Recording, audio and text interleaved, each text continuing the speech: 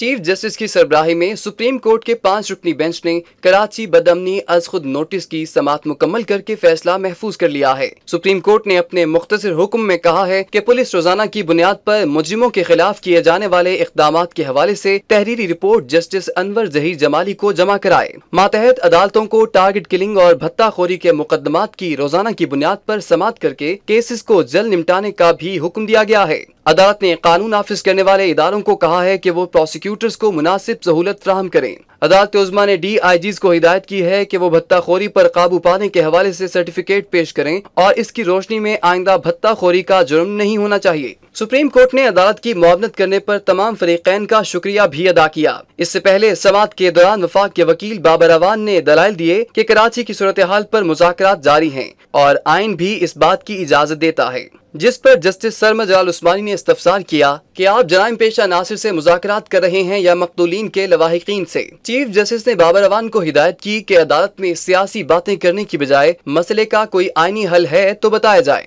بابر اوان نے کہا کہ کراچی کی صورتحال پر متعلقہ اتھارٹی نے قابو پا لیا ہے اور آئندہ بھی یہ پالیسی جاری رکھیں گے، جس پر جسٹس سرمد جلال عثمانی نے کہا کہ جرائم پر قابو پانا پالیسی نہیں، آئینی ضرورت ہے۔ بابر اوان نے مزید کہا کہ پارلیمنٹ سمیت تمام ادارے کام کر رہے ہیں، جس پر جسٹس سرمد جلال عثمانی نے کہا کہ سوائے کراچی کے ہر جگہ کام ہو رہا ہے۔ چیف جسٹس نے ریمارکس دیے کہ حالات بد سے بدتر ہو رہے ہیں۔ عدالت نے کئی بار کہا کہ ہر غیر آئینی عمل بند ہونا چاہیے۔ سب کو بتا دینا چاہتے ہیں کہ ملک میں آئین کی حکمرانی ہے اور جمہوریت کے علاوہ کوئی چیز قابل قبول نہیں۔ سماعت کے بعد میڈیا سے گفتگو کرتے ہوئے ایم کیو ایم کے وکیل فروغ نسیم نے کہا کہ مجرموں سے مذاکرات کے حق میں نہیں، ان کو سزا دینے کے لیے طریقہ موجود ہے۔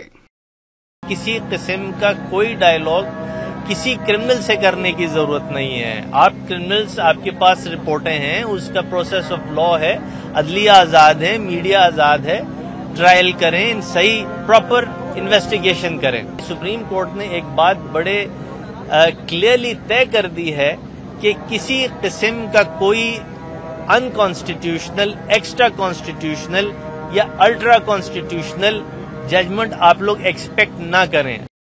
اس موقع پر سندھ بچاؤ پارٹی کے وکیل عبد المجید پیرزادہ کا کہنا تھا کہ امید ہے کہ فیصلے کے بعد وفاقی حکومت کو دوبارہ عوام کے پاس جانا ہوگا۔